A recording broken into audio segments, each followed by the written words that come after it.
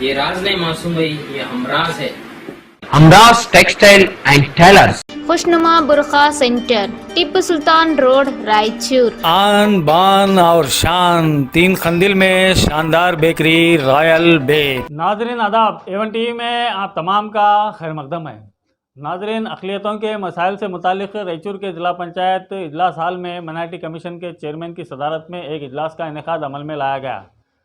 इस इजलास में मुख्तलिफ तंजीमों के नुमाइंदा अफराद भी मौजूद थे। रायचूर ज़िले में माइनॉरिटी से मुतालिक मुख्तलिफ मसाइल उनके गोशगुजार कराए गए, जिनमें खुसूसी तौर पर एम के बाबर ने पूरी शिद्दत के साथ अब्दुल्ला खान कब्रस्तान का मसला उठाया और उन्होंने माइनॉरिटी कमीशन से इसरार किया कि वो महकमा पुलिस और ज़िला इंतज़ामिया पर इस बात का दबाव डाले कि जो कब्रस्तान वक्फ़ की मिल्कियत है, जिसके पूरे मालिकाना हुकूक वक्फ़ के पास मौजूद है, वहाँ पर कंपाउंड वाल बनाने के लिए ताउन करे। इस सिलसिले में उन्होंने ऑफिशियल कार्रवाई करने का भी मुतालबा किया। इस इजलास में रायचूर नवनिर्माण संघ के सदर सिराज अहमद जाफरी ने मुख्तलिफ मसाइल उठाए, जिनमें उन्होंने ये कहा कि बीजेपी हुकूमत आने के बाद किसी भी बोर्ड या कॉरपोरेशन के ओहदों को फिल नहीं किया जा रहा है। उन्होंने उर्दू अकेडमी का भी हवाला दिया, दीगर कई इदारों का हवाला देते हुए कहा कि मुख्तलिफ मुकामात पर तकर्रात अमल में नहीं लाए जा रहे हैं। इसके अलावा 15 पॉइंट प्रोग्राम का मसला भी जो का तो बाकी है। इजलास में रज़ाक उस्ताद ने तलबा की स्कॉलरशिप और एजुकेशन लोन और दीगर उमूर को पेश किया। इसी तरह खादरी ने अक़लियती मोहल्लाजात के मसाइल को पेश किया। इस इजलास में और भी कई अवामी नुमाइंदे मौजूद थे। इजलास की सदारत माइनॉरिटी कमीशन चेयरमैन के सदर अब्दुल अजीम ने की, जबकि इनके हमरा माइनॉरिटी कमीशन के सेक्रेटरी नज़ीर अहमद के अलावा सीनियर रहनुमा नूर बादशाह भी मौजूद थे। इनके अलावा रायचूर के अक़लियती नुमाइंदान के तौर पर मोहम्मद अबुल हसन, सुल्तान एडवोकेट, ख्वाजा असलम, सैयद शमशुद्दीन, उस्मान गरसंसार, सैयद नाहिद इमरान, फैसल खान, निज़ाम टेलर और दीगर भी मौजूद थे।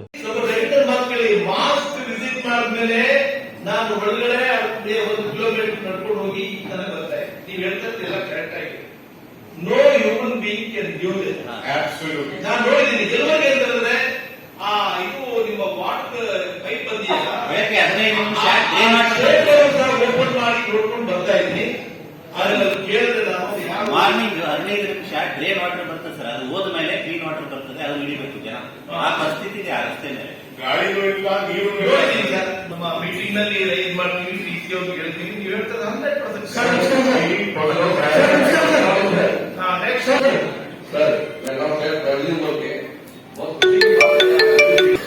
ना उसको ना स्प्रे कर रहे, ना कुछ उसके लिए ना एहतियात कुछ भी ना बरत रहे। लिहाजा आप जो इंस्पेक्शन करके आए ना, लिहाजा इसको इतनी एंड मत करिए। आप जो इंस्पेक्शन करके आए ना एरियाज में, इसको आप यहाँ से आप इसको एंड मत करिए। मेहरबानी करके ये जो ऑफिसर्स आते, जो रोड्स के प्रॉब्लम्स है, रोड्स नहीं है माइटी एरिया में, ड्रेन्स का प्रॉब्लम है। अभी बोल रहे थे हमारे भाई लोग, जो पूरा पानी गंदा है, ये पूरा गंदा पानी आने के बाद जो अच्छा पानी आ रहा बोल के बोल रहे हैं, पूरा ट्रू है। लिहाजा क्या है, जो ऑफिसर्स है, इसको कंसल्टेंट ऑफिसर डीसी साहब को इसका परमिशन दीजिए। और जो यहाँ पे म्यूनसिपालिटी जो आए ना, कमिश्नर सीओ को उनको एक इशू दीजिए बैंक की तरफ से, जो फॉगिंग कर रहा है, और उसको कुछ माइटी एरियाज में जो मच्छर बैठ के जो बीमारी फैल रही है। और भी एक गलती क्या कर रहे हैं, मुझ पर इतनी खराब बदबू वहां पर आ रही है, वहां लोगों को बैठने का जेल डालेंगे। सर एडिक्ट हो गया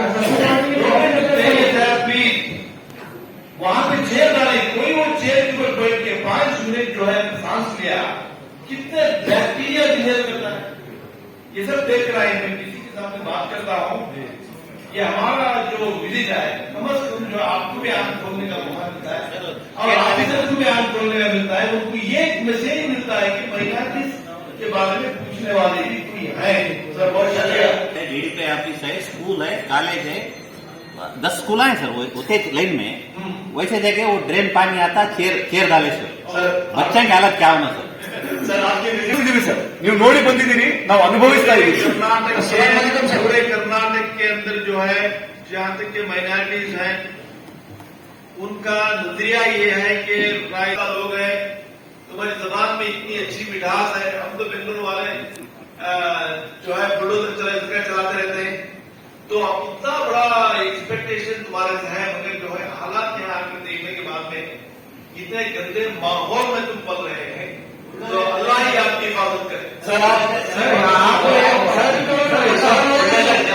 देखिए, आपसे दर्दमंदाना अपील हम ये करते हैं कि खास तौर से ये हैदराबाद कर्नाटक इलाके का रायचूर जो है सबसे पिछड़ा हुआ इलाका है, आपकी तवज्जो चाहते हैं इस पे, और हम डायरेक्शंस नहीं चाहते सर, क्योंकि ये गवर्नमेंट में हम देख रहे हैं जितने भी डायरेक्शंस है आप पहले अल्फाज में यूज करें, लेटर्स जो है फेंके जा रहे हैं, उस पे अमल नहीं हो रहा, अमल पैरा नहीं हो रहे।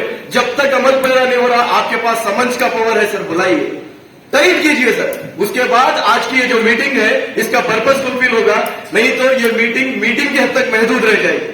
That is what I request you sir. आपको दिया गया है सर। ಸರ್ ಮೈಸೂರು ಒಂದು ಹೃದಯಭಾಗದಲ್ಲಿ ಅಬ್ದುಲ್ಲಾ ಖಾನ್ ಮಜೀದ್ ಮತ್ತು ಕಬ್ರಸ್ತಾನ್ ಅಂತ ಇದೆ.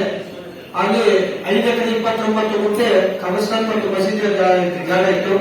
ಆ ಜಾಗದಲ್ಲಿ 1982-84ರಲ್ಲಿ ಕೆಲವು ಮಂದಿ ಎಕ್ರೋಚ್ಮೆಂಟ್ ಮಾಡಿದ್ರು, ಒತ್ತುವರಿ ಮಾಡಿದ್ರು. ಸರ್ ಇದು ಕೇಳಿ ಸರ್, ಸ್ವಲ್ಪ ಸೀರಿಯಸ್ ಆಗಿ ಕೇಳಿದ್ರು ಸರ್, ಅಧ್ಯಕ್ಷರೇ ಸ್ವಲ್ಪ ಸೀರಿಯಸ್ ಆಗಿ ಕೇಳಿದ್ರು, ಬಹಳ ಸೆನ್ಸಿಟಿವ್ ಮ್ಯಾಟರ್ ಇದು. ಏನ್ ಸರ್ 1984-85ರಲ್ಲಿ ಆಗಿನ ನಮ್ಮ ಸಮುದಾಯದವರು ಕೆಲವು ಮಂದಿ ಕಲಿತು ಒತ್ತುವರಿ ಆಗಿದ್ದನ್ನ ಬಿಟ್ಟು ಕಂಪೌಂಡ್ ಕಟ್ಟಿದ್ರು. ಕಬ್ರಸ್ತಾನ್ ಇದು ಅಬ್ದುಲ್ಲಾ ಖಾನ್ ಮಜೀದ್ ಮತ್ತು ಕಬ್ರಸ್ತಾನ್ ಒತ್ತುವರಿ ಆಗಿದ್ದ ಅಂತ ಕಂಪೌಂಡ್ ಬಿಟ್ಟರು, ಕಂಪೌಂಡ್ ಕಟ್ಟಿದ್ರು. ಒಟ್ಟು ಅದಾದ ನಂತರ ಕೆಲವು ದಾರಿಗಳು ಏನ್ ಮಾಡ್ಕೊಂಡ್ರು, ಅದು ಅಧಿಕೃತ ದಾರಿಗಳು ಮಾಡ್ಕೊಂಡ್ರು. ಮಾಡಿದ ನಂತರ ಅದಾದ ನಂತರ ಮತ್ತೆ ಏನಾಯ್ತು, 2009ರಲ್ಲಿ ಡಿಸಿ ಸಾಹೇಬ್ ಅನಂತ್ ಕುಮಾರ್ ಅವರಿದ್ರು, ಮತ್ತೆ ಅದ್ರ ಬಗ್ಗೆ ನಾವು ಧ್ವನಿ ಎತ್ತಿ ಅದು ಕಂಪೌಂಡ್ ಕಡೆಯಿಂದ ಆಗ್ತಕ್ಕಂಥ ತೊಂದರೆಗಳು ಆ ಕಡೆ ಕೆಲವು ನಮ್ಮ ಜಾಗ ಒತ್ತುವರಿ ಮಾಡ್ಕೊಂಡಿರ್ತಕ್ಕಂಥ ಜನನೇ ಅಲ್ಲಿ ಬಂದು ಲ್ಯಾಟ್ರಿನ್ ಮಾಡ್ತಾರ, ಇವು ಹೊಡಿತಾರ, ಗಲೀಜ್ ಮಾಡ್ತಾರ. ನಾವು ಎಲ್ಲಿ ಕಬ್ರಸ್ತಾನಲ್ಲಿ ಇದಿರ್ತಾರೆ, ಇವತ್ತು ಊರಿಟ್ಟು ಹೋಗ್ತೀವಿ, ಮರುದಿವಸನೇ ಬಂದು ಅಲ್ಲಿ ಲ್ಯಾಟ್ರಿನ್ ಮಾಡ್ತಾರ. ಅಷ್ಟೊಂದು ಪೂರ್ತಿ ಅಸ್ತವ್ಯಸ್ತ ಆಗಿಬಿಟ್ಟದ. ಅದ್ರ ಬಗ್ಗೆ 2009ರ ಧ್ವನಿ ಎತ್ತಿದ್ರೆ ಆಗ ಏನಂತ ಹೇಳಿದ್ರು, ಈಗ ಮತ್ತೊಂದ್ಸಲ ಅನಂತ್ ಕುಮಾರ್ ಸಾಹೇಬ್ ಇದ್ರು, ಅವರು ಡಿಸಿ ಸಾಹೇಬರು SP ಸಾಹೇಬರು ಅವರೆಲ್ಲ ಕಲಿತು ತಹಸೀಲ್ದಾರ್ ಎಲ್ಲ ಸರ್ವೆ ಮಾಡಿದ್ರು 2009ರಲ್ಲಿ.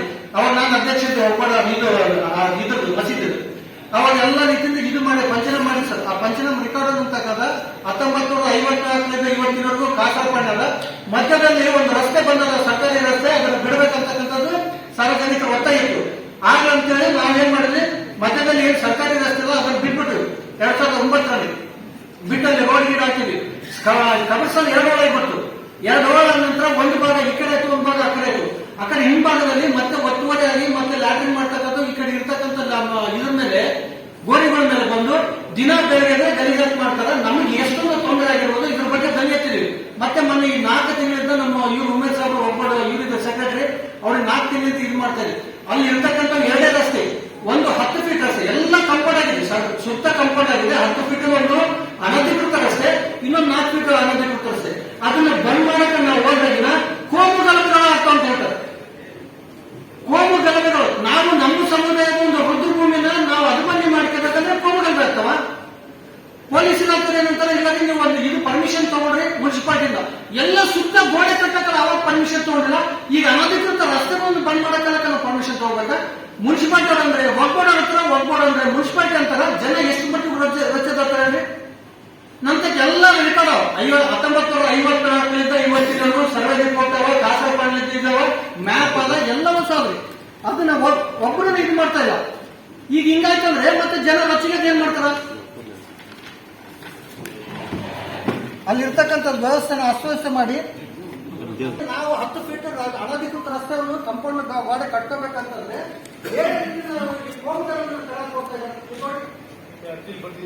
ಎಲ್ಲ ಇದೆ ಸರ್. ಮೊನ್ನೆ Yusuf sir state board secretary ಭೇಟಿಯಾಗಿ ಬಂದಿದ್ವಿ, ಇವರು ಉಮೇಶ್ ಸಾಹೇಬ್ ಭೇಟಿಯಾಗಿರ್ತೀನಿ. ಎಲ್ಲ ರೀತಿಯಿಂದ ದಾಖಲೆಗಳು ನಮ್ಮದೇ ಆಗಿರ್ತಕ್ಕಂಥ ರುದ್ರಭೂಮಿಯಲ್ಲಿ ನಾವು ಕಡೆಗೋಡೆ ಕಟ್ಕೊಳ್ಳೋಕೆ ಅಷ್ಟೊಂದು ಯಾಕೆ ತೊಂದರೆ ಕೊಡ್ತೇವೆ.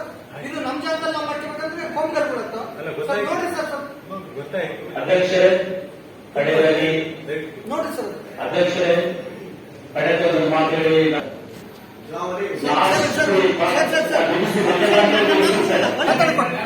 ಏನ್ ಸರ್, ನೀವು ಇವತ್ತು ಎಲ್ಲ ಸ್ಥಳದ ಪರಿಶೀಲನೆ ಮಾಡೀನಿ ಅಂತಕ್ಕಂಥ ಮಾತಾಡಿದ್ರೆ ದಯಮಾಡಿ ನಿಮ್ ಕೈ ಜೋಡಿಸಿ ಹೇಳ್ತೀನಿ. ಒಂದು ಸಲ ನೀವು ಅಲ್ಲಿ ಬಂದು ಈಗ ಪ್ರತ್ಯಕ್ಷ ನೋಡ್ರಿ, ಅಲ್ಲಿ ವಸ್ತುಸ್ಥಿತಿ ನೋಡಿದ್ರೆ ನಿಮ್ಗೆ ಇದು ಬರ್ತದ, ಗೊತ್ತಾಗ್ತದ. ನಾವು ಹೇಳ್ತಕ್ಕಂಥದಕ್ಕೆ ಅಲ್ಲಿ ಇರ್ತಕ್ಕಂಥ ವಸ್ತುಸ್ಥಿತಿಗೆ ಅಜಗಜಾಂತರ ವ್ಯತ್ಯಾಸ. ದಯಮಾಡಿ ನಿಮ್ ಕೈ ಜೋಡಿಸಿದ್ದು ಎಲ್ಲ ಸಮುದಾಯದ ಮುಂದೆ, ಎಲ್ಲರ ಮುಂದೆ ನಾನು ಕೈ ಜೋಡಿಸಿ ಹೇಳ್ತೀನಿ. ನೀವೇನಪ್ಪ ಸಾಬ್ರು ಕರ್ಕೊಂಡು ನಮ್ಮೆಲ್ಲರೂ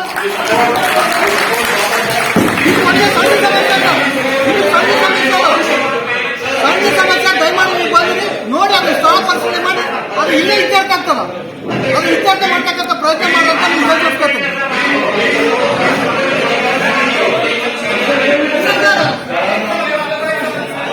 ತಾವು ಸ್ಥಳ ಪರಿಶೀಲನೆ ಮಾಡ್ತೀವಿ ಅಂತ ನಮ್ಗೆ ಅನುಕೂಲ ಮಾಡಿಕೊಡ್ರಿ ಸರ್, ಬರ್ಬೇಕಂತ ಹೇಳ್ರಿ. ಆಕ್ರೋಶ ಅಲ್ಲ ಸರ್, ಸರ್ ಇವತ್ತು ಇಟ್ಟೋಗ್ತಿ ಮರ್ದಿಸ್ ಬಂದು ಹೇಳ್ತಾರೆ ಅದ್ರ ಮೇಲೆ ಯಾರಿಗೆ ಅದಕ್ಕೆ ತಾವು ಬರ್ರಿ ಸರ್ ಅಂತೀನಿ.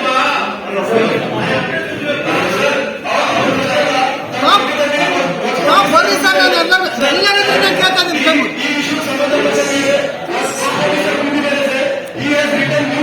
ಇವತ್ತು ಪೊಲೀಸ್ ಇಲಾಖೆಗೆ ಸ್ಪಷ್ಟವಾದಂತಹ ನಿರ್ದೇಶನ ಕೊಡಿ. ಬೇರೆಯವ್ರ ಜಾಗ ಕಬ್ಜಾ ಮಾಡೋದಲ್ಲದು, ನಮ್ಮ ಸ್ವಂತ ಜಾಗ ನಾವು ಉಳಿಸ್ಬೇಕು.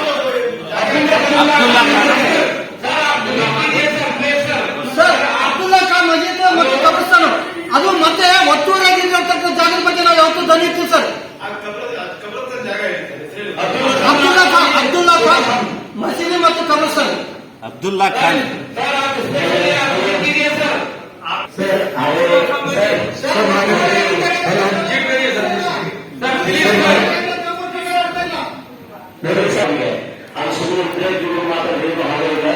ಸರ್, ನಾವೇನ್ ಮಾಡ್ಬೇಕು ಮಾಡೋಣ, ಅದೇ ಕತೆ ಮನೆಯಲ್ಲಿ ನಾವೆಲ್ಲರೂ ಒಬ್ಬರಿಗೊಬ್ಬರು ನಾವು ಸಪೋರ್ಟ್ ಮಾಡಿ ನಮ್ಮ ಒಂದು ನ್ಯಾಯ ಪ್ರಕಾರ ನೋಡೋಣ. ಅದೇ ಕತೆ ಮಾಡಿದ್ರೆ ನಮಗೆ ಅದ್ರ ಪ್ರಕಾರ ಹೋಗೋಣ. ಒಂದು ಮಾತಲ್ಲಿ ಗಮನಿಸಿ ನಾವು ಹೋಗ್ಬೇಕು ಸರ್, ಬಹಳ ಕೆಲಸ ಇದೆ ನಮಗೆ. ನೀವು ಪರ್ಮಿಷನ್ ಕೊಡ್ರಿ. ಲಾಸ್ಟ್ ಒಂದು ಮಾತು ಹೇಳ್ತೀನಿ. 15ರಿಂದ 18 ಚರ್ಚ್ಗಳು ಅದೇನು ಹೇಳ್ತಾ ಇದ್ದೀನಿ, ಬಿಡುಗಡೆ ನೀವು ಸಂಪೂರ್ಣ ಮಾಡಿದಿರ. ಅರ್ಧ ಸಂಸ್ಥೆಗೆ ಬಂದರೆ ಇನ್ನು ಅರ್ಧ ಹಂಗೆ ಉಳಿದಿದೆ. ಅದು ಇಮಿಡಿಯೇಟ್ ಆಗಿ ಎಲ್ಲ ಚರ್ಚ್ಗಳ ಪಟ್ಟಿಗಳನ್ನು ಶೇಖರಣೆ ಕೊಟ್ಟಿದ್ದೇನೆ. ಅದು ಬಿಡುಗಡೆ ಆಗಬೇಕು. ಅದು ಇಮಿಡಿಯೇಟ್ಲಿ ಬಿಡುಗಡೆ ಆಗಬೇಕು. ಮತ್ತು ಎಲ್ಲ ಆಸ್ತಿಗಳು ತಹಸೀಲ್ದಾರ್ ಸಾಧನ ಭೇಟಿಯಾದಾಗ ಸರ್ವೆ ಆಗಬೇಕು. ಮತ್ತು ಮೂರನೇದಾಗಿ ಸರ್, ನನ್ನ ದಯಮಾಡಿ ಬಹಳ ಹಳೆ ಚರ್ಚ್ಗಳು ನಮಗೆ ಎಲ್ಲ ಕಂಪೌಂಡ್ ವಾಲ್ಸ್ ಮತ್ತೊಂದು ಇನ್ನೊಂದು ನಾವು ನಿಮಗೆ ರಿಕ್ವೆಸ್ಟ್ ಕೊಟ್ಟಾಗ ದಯಮಾಡಿ ಸಹಕರಿಸಿ ನಮ್ಮ ಕೆಲಸಗಳನ್ನು ಮಾಡಿ ಕೊಡಬೇಕು. ನಾವೆಲ್ಲರೂ ಸೇರಿ ನಮ್ಮದೇ ಕಮ್ಯುನಿಟಿ ಆಗಿರುವಂತ ನಮ್ಮ ಒಂದು ಸಂಸ್ಥೆಗಳನ್ನು ಉದ್ಧಾರ ಮಾಡೋಣ. ನಿಮ್ಮ ಸಹಕಾರ, ನಿಮ್ಮ ಪ್ರಾರ್ಥನೆ ನಮ್ಮ ಜೊತೆಗೆ ಯಾವಾಗಿರಬೇಕು. ನಾನು ಬರ್ತಿದ್ದೀನಿ. ಪೊಲೀಸು, ಮುನ್ಸಿಪಲ್ ಕಮಿಷನರು, ತಹಶೀಲ್ದಾರು, ನೀವೊಂದು ಹೇಳಿದ್ರೆ ಇಂಪಾರ್ಟೆಂಟ್. ಪೊಲೀಸ್ ಯಾಕಂದ್ರೆ ಪೊಲೀಸ್ ಇನ್ವಾಲ್ವ್ ಆಗಬೇಕು. ಲೈನ್ ಆರ್ಡರ್ ಅಂತ ಏನೋ ಹೇಳ್ತಾರೆ, ಲೈನ್ ಆರ್ಡರ್ ಆಗುತ್ತೆ ಅಂತ ಬಿಟ್ಟು ಪರಿಶೀಲನೆ ಮಾಡಿ ನಾವು ನಮಗೆ ಅಲ್ಲಿ ಆ ರಸ್ತೆ ಬಂದ್ ಮಾಡಲಿಲ್ಲ ಅಂತಂದ್ರೆ ಅಲ್ಲಿ ಕಂಪ್ಲೀಟ್ ಒಂದು ವಲ್ಯೂಟ್ ಆಗುತ್ತೆ ಜಾಗ, ಗೋರಿಗಳಿವೆ, ಸೆಂಟಿಮೆಂಟಲ್ ವ್ಯಾಲ್ಯೂ ಇದೆ ಅದಕ್ಕೆ. ಅದೆಲ್ಲ ಹೇಳಿ ಬಂದು ಅವರಿಂದ ರಿಪ್ಲೈ ಬಯಸ್ತೀನಿ ನಾನು. ಒಂದು 5 ನಿಮಿಷ ಮತ್ತೆ ಒತ್ತುವರಿಯಾಗಿರ್ತಕ್ಕಂಥ ಸ್ಥಳವನ್ನು ಬಿಡಿಸಂತ ಹೇಳ್ತಲ್ಲ, ಉಳಿದಿರ್ತಕ್ಕಂಥ ಸ್ಥಳವನ್ನು ತಡೆ ಮಾಡಿ ಕಟ್ಕೊಳ್ಳೋಕೆ ಮನವಿ ಮಾಡ್ಕೊಳ್ತಾರೆ. ನಿಮ್ಮ ಅರ್ಥ ಆಯ್ತಾ ಬನ್ನಿ problem. Sir, my name is Khanri.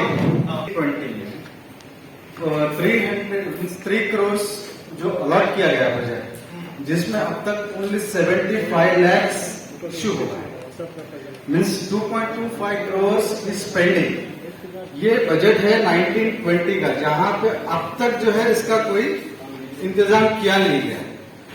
जितने एरिया जहां पे आप विजिट किए गए थे, उस एरिया में ना ही पे पानी की सहूलत है बराबर, और ना पे वहां पे चलने की सहूलत है. पब्लिक को इतना प्रॉब्लम हो रहा है. वहां पे जो प्रॉब्लम फेस कर रही है पब्लिक, वो जो म्यूनिसिपैलिटी को बोलते हैं, म्यूनिसिपैलिटी उस चीज को एक्सेप्ट नहीं कर रही है. Second thing, minorities area is complete without basic facilities में. उसको जहां पे आप गए थे सर, वहां पे 100% माइनॉरिटीज है, 100% माइनॉरिटीज. उस माइनॉरिटी एरिया में आके कोई ना तो विजिट करेंगे वहां पे, ना तो कोई देखेंगे वहां पे. तो इस चीज को थोड़ा सा तवज्जो में रखिए. जहां पे 2.25 करोड़ और बजट आपको रिलीज करना है, 1920 का जो बजट है उसको रिलीज कर दीजिए. जो डेवलपमेंट होना है उससे डेवलपमेंट हो जाएगा. और third point, drinking water and medical facilities. आप ये जो माइनॉरिटीज एरिया जो बात हो रही है, वहां पे हमको ना तो मेडिकल की फैसिलिटी है, जहां प्राइमरी हेल्थ केयर सेंटर होना चाहिए था, वहां पे ना प्राइमरी हेल्थ केयर सेंटर है, और वहां पे जो है ड्रिंकिंग वाटर की फैसिलिटी बराबर नहीं है. इसके अंडर जो है, जहां अंडर प्रधानमंत्री जन विकास कार्यक्रम, ये हम ट्विटर पे देखते हैं सर, कहीं और जगह जो है हर चीज बनाई जा रही है, इसको यूटिलाइज किया जा रहा है. क्यों ना रायचूर में यूटिलाइज हो जाए. हम यहाँ से 8 आपकी तरफ से हम गुजारिश करते हैं सर, जो ये मेडिकल पीएचसी सेंटर्स जो 100% माइनॉरिटीज है, जहां पे बस स्टैंड भी है, जहां पे आपको जितने ऑफिसर्स हैं वहां पे भी यूटिलाइजेशन 100% हो जाएगा। बिल्डिंग आपकी तरफ से होगी और जो यूटिलाइजेशन होगा वो डीएचओ से हो जाएगा। तो third point regarding the budget reduce by the minority, Razak sir ने बोल दिया है सर। और मॉडर्नाइजेशन ऑफ मदरसास, ये सबसे बड़ा अहम मुद्दा। मदरसा यहाँ जितने मदरसे यहाँ पे हैं वो मदरसे मॉडर्नाइजेशन के अंडर नहीं आए। ये क्यों नहीं आए, इसका जो है जवाब आपसे चाहिए sir. Fourth point, KMDC vehicle loans applied since 2019। यहां पे मेरे पास इतने डॉक्यूमेंट्स हैं सर, जो जिसको नेसेसिटी थी वो लोग ही अप्लाई किए हैं, लेकिन इसका कोई अप्रूवल अभी तक नहीं आया। ये बेनिफिशियरीज यहाँ पे बैठे हैं, इनके ना वालिद साहब हैं न कोई घर चलाने के लिए ये लोग अप्लाई किए हैं। एक उम्मीद रखते हैं कि माइनॉरिटी डिपार्टमेंट से हमको कुछ मिलेगा। तो यहाँ पे जो बेनिफिशियरीज आए हैं और उसका कॉपी भी मैं आपको दे दूंगा सर। ये 2018 में भी अप्लाई किए, एक्सेप्ट हुआ, लेकिन आज तक उनको कोई उसका रिस्पॉन्स नहीं मिला। ऐसे कितने बेनिफिशियरीज पड़े हैं व्हीकल लोन का, जो कार व्हीकल टैक्सी व्हीकल जो होते हैं ना सर, टैक्सी ड्राइवर्स, उनके लिए। उसके बाद आए हैं सर विदाई के लिए। विदाई के सर इतना बड़ा इश्यू है यहाँ पे। आपका जो है एप्लीकेशंस लिया जाता है, जिस एप्लीकेशन में आपका सिग्नेचर हो जाता है और वहां पे आपके कोई ऑफिसर या तो सेक्रेटरी जो भी यहाँ पे होते हैं वो शादी महल में आए और वहां पे आके जो पूरा सर्वे करते हैं। सर्वे करने के बाद रिपोर्ट हम सबमिट करते हैं, निकाहनामा सबमिट करते हैं। हर वो चीज सबमिट करने के बाद भी इसका अब तक एक उम्मीद लगाए रहते हैं सर 50,000 के लिए। तो कम से कम एक 50,000 एक गरीब घर की लड़की जो शादी होती है उसको एक 50,000 मिलेंगे माइनॉरिटी की तरफ से, दिल को थोड़ा सा सुकून मिलता है। वो भी खर्चा करके शादी करते हैं सर। ये 50,000 की उम्मीद पे जो शादी करते हैं उसको आज तक उसका पैसा नहीं आता है। ये पेपर्स हमारे पास मौजूद है। ये चाहिए सर, हमको ड्रिंकिंग फैसिलिटी चाहिए। वो आप इम्पोर्टेंट प्रधानमंत्री जब कोई आप जो भी स्कीम में डालना है डालिए सर। हमको हेल्थ केयर सेंटर चाहिए और वाटर और रोड की फैसिलिटी सर, जो माइनॉरिटीज एरिया में जहाँ पे आप विजिट किए हैं। ನೀವು ಹೇಳಿದ್ದೆಲ್ಲವನ್ನು ಈ ಮೀಟಿಂಗ್ ಅಲ್ಲಿ ಎಲ್ಲ ವಿಷಯ ರೈಸ್ ಮಾಡಿ ಸಾಹೇಬರು ಕನ್ಸರ್ನ್ ಮುನ್ಸಿಪಾಲಿಟಿ ಕಮಿಷನರ್ಗೆ DC ಅವರಿಗೆ ಡೈರೆಕ್ಷನ್ ಕೊಡ್ತಾರೆ। ಎಲ್ಲವನ್ನೂ ನೋಟ್ ಮಾಡಿ ಮತ್ತೆ ಪದೇ ಪದೇ ಪದೇ ಪದೇ ಇಲ್ಲ ಸರ್, ಪ್ರಧಾನ ಸರ್ ಟ್ವಿಟರ್ ಅಲ್ಲಿ ಸರ್ ಅಂಗನವಾಡಿ ಕೊಡ್ತಾ ಇದ್ದಾರೆ ಸರ್। ಇಲ್ಲಿ ಅಂಗನವಾಡಿ ಸರ್, ಅಂಗನವಾಡಿ ನಮ್ಗೆ ಬೇಕಾಗಿರೋದು health centre sir first of all. It's very important, you have already noted ನೋಡಿ sir. Okay sir, thank you. ನಮ್ಮ media friends ask me one question, sir what is your duty, why the minority commission is established ಅಂತ ನಮ್ಗೆ ಬಹಳ ಜನರಿಗೆ ಗೊತ್ತಿಲ್ಲ। ನಾನು ಅವ್ರಿಗೆ explain ಮಾಡಿ ಬಂದೆ, it is constitutional body, statutory body. I will act as a representative of the people and liaising between government and the public. Minority ಕಮಿಷನ್ಗೆ KMDCಗೆ ಕೊಟ್ಟಂಗೆ ಯಾವುದೇ ತರ ಫಂಡ್ಸ್ ಕೊಟ್ಟಿಲ್ಲ, ನಂಬರ್ 1. ಡೈರೆಕ್ಟರ್ ಆಫ್ ಮೈನಾರಿಟಿಗೆ ಕೊಡುವಂತ ಫಂಡ್ ಕೊಟ್ಟಿಲ್ಲ। ನಮ್ಗೆ ಏನ್ ಕೊಟ್ಟಿದ್ದಾರೆ ಅಂತಂದ್ರೆ ಇವ್ರ ಮೇಲೆ ಸ್ವಲ್ಪ ನೀವು ಮುತುವರ್ಜಿ ವಹಿಸಿ ಮಾನಿಟರಿಂಗ್ ಮಾಡಿ, ಇವರು ಕರೆಕ್ಟ್ ಆಗಿ ಕೆಲಸ ಮಾಡ್ತಾ ಇದ್ರೆ ಇವತ್ತು ರಿವ್ಯೂ ಮಾಡಿ ಅಂದ್ರೆ ಯಜಮಾನ್ಗಿರಿ ಕೊಟ್ಟಿದ್ದಾರೆ। ಫೀಲ್ಡ್ ಅಲ್ಲಿ ಎಲ್ಲ ಕೆಲಸ ಮಾಡೋದು ಅವರು। ನಾವು ಬಂದ ಮೇಲೆ ನಾನೇ ಅಂತ ಹೇಳ್ಕೊಳ್ಳಲ್ಲ। I think I am the one of the chairmen who sits in office right from 11 o'clock till 3 o'clock. People will come daily. People will come from all parts of Karnataka state. ಯಾರ ಕೇಳಿ ಎಲ್ಲ 1 or 2 cases ನೆನಪು ಬರಲ್ಲ. I will give patient hearing to their problems. I will try to understand their problems. So far 2,500 letters I have wrote to the different departmental officers. ಆಮೇಲೆ ಅವರು okay ನಾವು ಈಗ ಮಾಡಿ ಅಂತ ಕ್ಲಿಯರ್ ಆಗಿ ಲೀಗಲ್ ಡೈರೆಕ್ಷನ್ ಸಹ ಕೊಡ್ತಾ ಇದ್ದೀವಿ. In some cases we use summon the officers, ಕೆಲವರಿಗೆ ಪೊಲೀಸ್ ಆಫೀಸರ್ ಸಮನ್ ಮಾಡ್ತಾ ಇದ್ದೀವಿ ನಾವು, ಲಾಯರ್ಗಳಾಗಿ ಇದಾಗಲಿ ಅದಾಗಲಿ ಫೋನ್ ಮುಖಾಂತರ ನಾವು ಮಾತಾಡಿದ್ರೆ 90% ಪ್ರಾಬ್ಲಮ್ಸ್ ಬಿಸಾವ್. ಎಷ್ಟೇ ಯಾವ್ದು ಫೋನ್ ಬಂದು ಸರ್ ನಮ್ಗೆ ಹೆರಾಸ್ ಮಾಡ್ತಾ ಇದ್ರೆ, ಹೀಗೆ ಮಾಡ್ತಾ ಇದ್ರೆ, ಹಾಗೆ ಮಾಡ್ತಾ ಇದ್ರೆ, ನಾನು ರಸ್ತೆಯಲ್ಲಿದ್ದಾಗ ಫೋನ್ ಬರ್ತಾ ಇದ್ದಾರೆ. ನಾವು ಈ ಒಂದು ಕೆಲಸ ಮಾಡ್ತಾ ಇದ್ದೀವಿ. ನೀವು ಹೇಳ್ತಾ ಇರುವಂತಹ ಸಮಸ್ಯೆಗಳು 101 ಸಮಸ್ಯೆಗಳಿವೆ. ನಾವು ಅಧಿಕಾರಿಗಳಿಗೆ ಹೇಳಿ ಮಾಡಿಸೋಕೆ ಪ್ರಯತ್ನ ಮಾಡ್ತೀವಿ. ಎಲ್ಲಾ ಸಮಸ್ಯೆಗಳು ಬಗೆಹರಿಸ್ತೀವಿ ಅಂತ ಹೇಳಕ್ಕಾಗಲ್ಲ. ಫಾರ್ ಎಕ್ಸಾಂಪಲ್, ನಮ್ಮ ಕಬ್ರಸ್ತಾನದ್ದು ವಿಷಯ ಅಂತ ಇದ್ರು, ಅಬ್ದುಲ್ಲಾ ಕಬ್ರಸ್ತಾನದ್ದು, ಅದು ಪಾಪ ಅವರಿಗೆ ಬಹಳ ನೋವಾಗಿದೆ. ಗೋರಿಗಳ ಬಂದು ಯಾರೋ ಉಚ್ಚೆ ಹೋಗಿದ್ರೆ ಸೆಂಟಿಮೆಂಟಲ್ ಫೀಲಿಂಗ್ಸ್ ಅದು, ಇಂಥದ್ದು ಬಹಳಷ್ಟು ಪ್ರಾಬ್ಲಮ್ಸ್. ನಾನು ಕೀಪಿಂಗ್ ಮೈ ಎಕ್ಸ್ಪೀರಿಯನ್ಸ್ ಇನ್ ಮೈ ಅದು ಪೊಲೀಸ್ ಆಫೀಸರ್, ಅದು ಲೆಜಿಸ್ಲೇಟರ್, ಇದೆಲ್ಲ ನೋಡಿ ಮಾಡೋ ಪ್ರಯತ್ನ ಮಾಡ್ತೀನಿ. ನೀವು ಬಹಳ ಇಂಪಾರ್ಟೆಂಟ್ ಪ್ರಾಬ್ಲಮ್ ಇದೆ, ಸ್ಪೆಸಿಫಿಕ್ ಪ್ರಾಬ್ಲಮ್ ಇದೆ, ನೀವೇನ್ ಮಾಡಬೇಕು ಅಂದ್ರೆ ಟೆಸ್ಟರ್ ಹೋಗ್ಬೇಕು. ಟೆಸ್ಟರ್ ಸಂಬಂಧಪಟ್ಟ ಪ್ರಾಬ್ಲಮ್ ಅವ್ರಿಗೆ ಅರ್ಜಿ ಕೊಡ್ಬೇಕು. ನಾನು ಎಲ್ಲರೂ ಸರ್ ಒಂದು ಅಕ್ನಾಲಜ್ಮೆಂಟ್ ಕೊಡ್ಬಿಡಿ ಸರ್ ಅಂತ ಕೇಳ್ತಾರೆ. ಅವರಿಂದ ಅಕ್ನಾಲಜ್ಮೆಂಟ್ ತಗೋಬೇಕು. ಎರಡನೇದಾಗಿ ಸರ್, ಲಾಸ್ಟ್ ಟೈಮ್ ನಾನು ದಿನಾಂಕ ಎಷ್ಟರಲ್ಲಿ ಒಂದು ಅರ್ಜಿ ಕೊಟ್ಟಿದೆ ಸರ್, ಇನ್ನೂ ಅದಕ್ಕೆ ಪರಿಹಾರ ಸಿಗಲಿಲ್ಲ ಸರ್, ದಯವಿಟ್ಟು ಮಾಡಿ sir. I am entitled for this, ಇದು ನನ್ನ ರೈಟ್ ಸರ್ ಅಂತ ಹೇಳಿ. ಈಗ ಎಲ್ಲೋ ಜಾಗದಲ್ಲಿ ಏನಾಯ್ತು ಅಂತಂದ್ರೆ, ಒಬ್ಬ ಜಮೀನು MLAಗೂ ಆ ಜಮೀನ್ದಾರ ಆಗ್ತಿರ್ಲಿಲ್ಲ. JCB ತಗೊಂಡು ಹೋಗಿ ಎಲ್ಲ ಹೋಗ್ಬೇಕು ಸಮಾವ ಏನ್ ಮಾಡೋದು ಕಂಪ್ಲೇಂಟ್ ತಂದ್ರು ಅಂತ. ನಾನೇನ್ ಮಾಡಿದೆ ಅಂತಂದ್ರೆ, ಅವರ ಪಿಟಿಷನ್ ಕೇಳ್ಬಿಟ್ಟು ಒಂದು ಲೆಟರ್, ಗೋಪಾಳ ಲ್ಯಾಂಡ್ 20 ವರ್ಷಗಳಿಂದ ಅವರು ಸ್ವಾಧೀನ ಇದ್ದಾರೆ.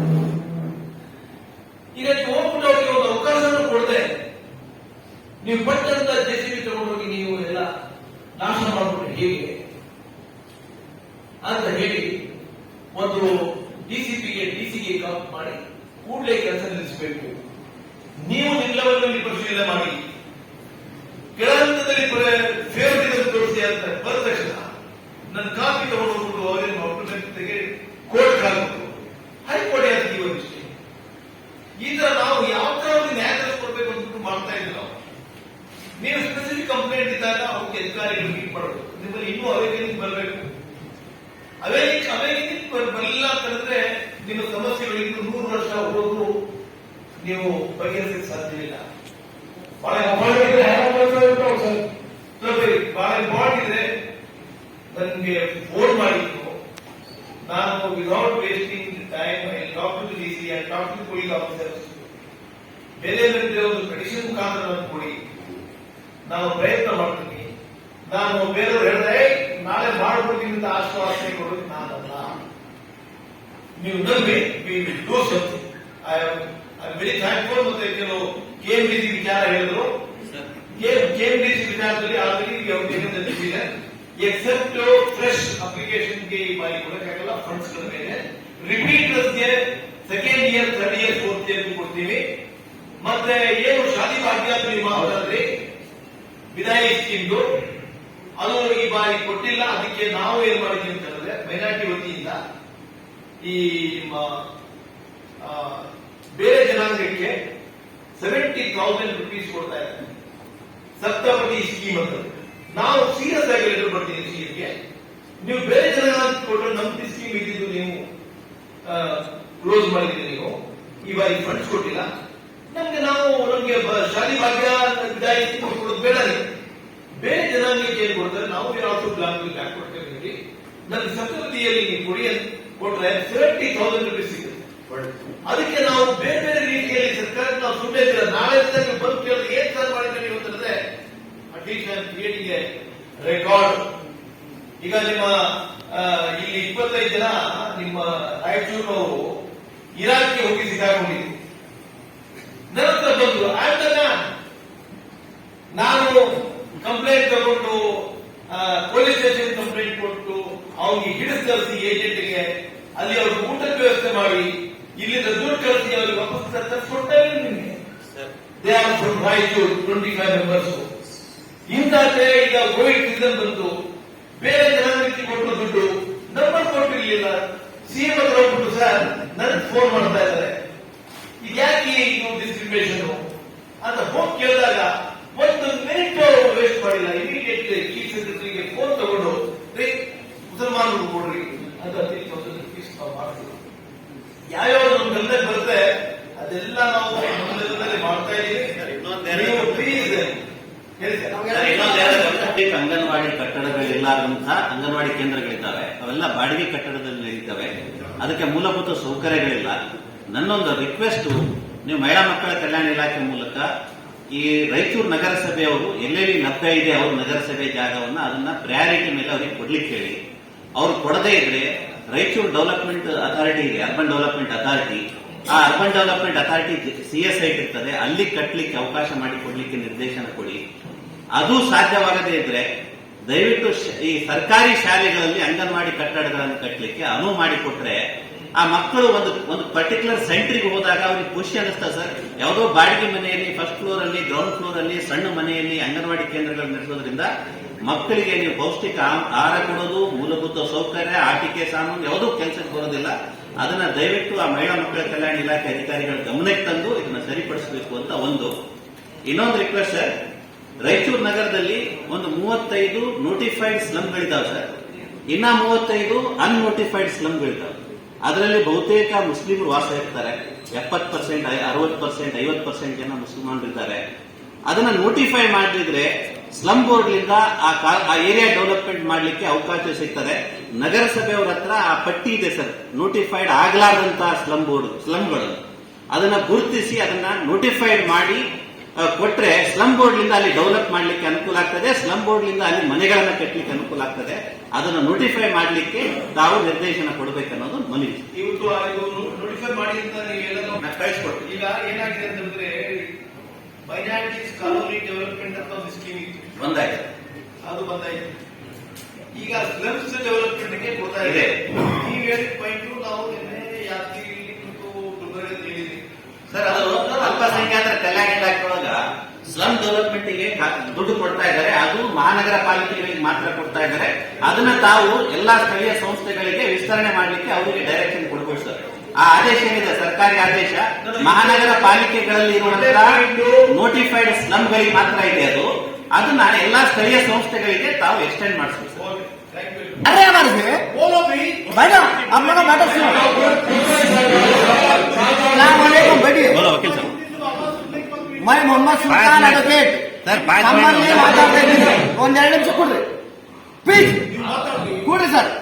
ಈಗ ನಾನು ನಿಂತ್ಕೋಬೇಕಾಗ್ತದೆ. ಇಲ್ಲಿ ನೋಡಿ, ರೀಸೆಂಟ್ಲಿ ಸುಪ್ರೀಂ ಕೋರ್ಟ್ ಜಡ್ಜ್ಮೆಂಟ್ ಕೊಟ್ಟಿದೆ, ದೇವಾಲಯದ ಆಸ್ತಿ ದೇವರ ಆಸ್ತಿ. ಅದರಂತೆ 10-12 ವರ್ಷ ಹಿಂದೆ ಇದೇ supreme court of property is the property of all mighty, ಈ ದೇವರ ಜಾಗ ಅಂತ ಆಲ್ರೆಡಿ ಜಡ್ಜ್ಮೆಂಟ್ ಕೊಟ್ಟಿದ್ದಾರೆ. ಈಗ ನಾನು ಮಾತಾಡೋದು ಅಬ್ದುಲ್ ಖಾನ್ ಖಬ್ರಸ್ತಾನ್ ಬಗ್ಗೆನೇ. ಬಾಬರ್ ಮಾತಾಡಿದ್ರು, ನಾನು ಅದೇ ಮಾತಾಡ್ತಿದ್ದೀನಿ. ಆ ಖಬ್ರಸ್ತಾನ್ ಇಲ್ಲ, ಖಬ್ರಸ್ತಾನದಲ್ಲಿ ಮಸ್ಜಿದ್ ಇದೆ, ದೊಡ್ಡ ದರ್ಗಾ ಇದೆ, 5 ಎಕರೆ ಜಾಗ ಇದೆ, ಸಾಕಷ್ಟು ಜಾಗ ಎನ್ಕ್ವೈರ್ಮೆಂಟ್ ಆಗಿದೆ. ಈಗ ಏನ್ ಜಾಗ ಉಳಿದಿದೆ ಆ ಜಾಗನ ನಾವು ಉಳಿಸಬೇಕಾಗಿದೆ. ಸರ್ಕಾರ ಅದೇ ಹೇಳ್ತಾ ಇದೆ, ನಾವು ಕೊಡ್ರಿ ನಾವು ಉಳಿಸ್ತೀವಿ ಅಂತ. ಯಾರು ಏನ್ ಮಾಡ್ತಾನೆ ಇಲ್ಲ, ಯಾರು ಮಾತಾಡೋದು ಬರಂಗಿಲ್ಲ. ತಾವು ನಾನು ಹೇಳ್ತಾ ಇದ್ದೀನಿ, ಅಲ್ಲಿ ಔಕಾಫ್ನವರು ಅಲ್ಲಿ ಖಬ್ರಸ್ತಾನದಲ್ಲಿ ಟಾಯ್ಲೆಟ್ ಕಟ್ಟಿಲ್ಲ, ಕಟ್ಟಿದ್ದು ಯಾರು? ಮುನ್ಸಿಪಾಲಿಟಿ ಅವರು. ನಮ್ಮ ಜಾಗದಲ್ಲಿ ಮುನ್ಸಿಪಾಲಿಟಿ ಅವರು ಏನ್ ಮಾಡ್ತಾರೆ? ಆ ಮುನ್ಸಿಪಾಲಿಟಿ ಜಾಗದಲ್ಲಿ ನಾವು ಡಿಸ್ಮೆಂಟಲ್ ಮಾಡಬೇಕು. ಒಂದು ಅಲ್ಲಿ ಸಾಕಷ್ಟು ಜನರು ತಿಪ್ಪೆ, ಅಲ್ಲಿ ಎಲ್ಲ ಕಸ ತಂದು ನಮ್ಮ ಔಕಾಫ್ ಜಾಗದಲ್ಲಿ ಹಾಕ್ತಾರೆ ಮುನ್ಸಿಪಾಲಿಟಿ ಅವರು. ಯಾರು ಜಾಗ ಅದು? ಪ್ರಾಪರ್ಟಿ ಆಲ್ಮೆಂಟ್ ಹೇಳಲಿಕ್ಕೆ ಬರ್ತದ? ದೇವಸ್ಥಾನ ಜಾಗ, ದೇವ್ರ ಜಾಗ ಅಂತ ಹೇಳಲಿಕ್ಕೆ ಬರ್ತದ? ಆ ಜಾಗ ನಮ್ದಲ್ಲ, ಆ ದೇವ್ರ ಜಾಗ ಅಲ್ಲದು. ಅದ್ರೊಳಗೆ ಯಾರು ಏನು ಮಾಡೋದು? ಮೊನ್ನೆ ರೆಹಮಾನ್ ಖಾನ್ ಸಾಹೇಬ್ ಸಾಕಷ್ಟು ಹೇಳಿದ್ರು ಬೆಂಗಳೂರಿನಲ್ಲಿ, ಇದ್ರ ಬಗ್ಗೆ ಮಾತಾಡಿದ್ರು. ಸುಪ್ರೀಂ ಕೋರ್ಟ್ ಅವರು ಹೇಳಿದಾಗ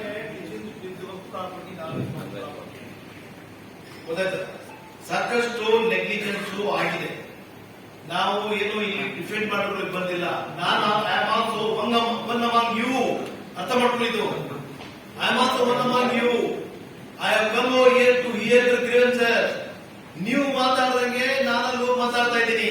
ಎಲ್ಲೂ ಸಹ ನಾವು ಡಿಫೆಂಡ್ ಮಾಡೋದಕ್ಕೆ ನಾವು ತಯಾರಿಲ್ಲ. ಸಾಕಷ್ಟು ನೆಗ್ಲಿಜೆನ್ಸ್ ನಮ್ಮ ಆರ್ಗನೈಸೇಷನ್ ಆಗಿದೆ. ನಮ್ಮ ಬಹಳಷ್ಟು ಜನ ಹಿಂದೆ ನಮ್ಮ ಲೀಡರ್ಸ್ ಗಳಿಗೆ ಏನಿದ್ರು ಅವರಿಂದ ಆಗಿದೆ. ದಯವಿಟ್ಟು ಇದು ಒಳ್ಳೆ ಪಾಯಿಂಟ್. ನಾನು ಖಂಡಿತ 4 ಸತಿ ಮಾತಾಡಿದ್ರೆ crucial issue. District work officer has written number of letters. ಆ ಲೆಟರ್ಸ್ ಗೆ ವ್ಯಾಲ್ಯೂ ಬರಬೇಕು. ಇದು ಕೇವಲ ಒಂದೇ ಕಬ್ರಸ್ಥಾನದಲ್ಲ, 2000 acres of property in Raichur district. ಅದರ ಸಂಬಂಧ district work officer is continuously writing letters. ಅದಕ್ಕೆ ಯಾವುದೇ ರೀತಿಯ ಪ್ರತಿಫಲ ಬರ್ತಾ ಇಲ್ಲ. ನೀದರ್ ಇಸಿ ನಾರ್ ಡಿಸಿ ನೋಬಡಿ ಇಸ್ ರೆಸ್ಪಾಂಡಿಂಗ್. ಇದ್ರ ಕುರಿತು ತಾವು ಹೇಳಬೇಕಂತ ಹೇಳ್ತಾ ಇದ್ದೀನಿ ಸರ್. ಸರ್ ಅಬ್ದುಲ್ ಅಹಮದ್ ಕಬ್ರಸ್ಥಾನ್ ಬಗ್ಗೆ ಸ್ವಲ್ಪ ಗಂಭೀರವಾಗಿ ಸರ್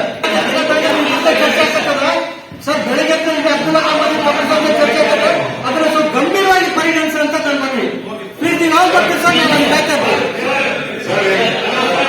वाटर पीकर बहुत सारी बीमारियां हो रही है. सेंट्रल गवर्नमेंट, स्टेट गवर्नमेंट बहुत सारा पैसा खर्च कर सरफेस वाटर लोगों को पहुंचाने के लिए, लेकिन इसमें वाटर माफिया का ये है सर, ये आप यादगिर में भी देखे होंगे, गुलबर्गा सभी जगह पर जहां पर बॉटलों का पानी का ये चल रहा है, वो ISI मार्क का फिल्टर पानी होना चाहिए, लेकिन वो उनके पास नहीं है. बोरिंग का पानी कोई भी मशीन से फिल्टर कर दे रहे हैं, उसकी कोई भी चेकिंग नहीं होती. वो म्युनिसिपालिटी वाले वैसे जो इलीगल वाटर फिल्टर्स चल रहे हैं उनको बंद करना चाहिए, और जो गवर्नमेंट्स के रिस्टोर करने के लिए करोड़ों रुपए खर्च हो रहा है वो सही तरीके से होने के लिए आपकी जो मीटिंग हो रही है उसमें आप बात कर उसको ये करिए सर. नवाज कॉलोनी, अरे सर बल्ले नवाज कॉलोनी देवराज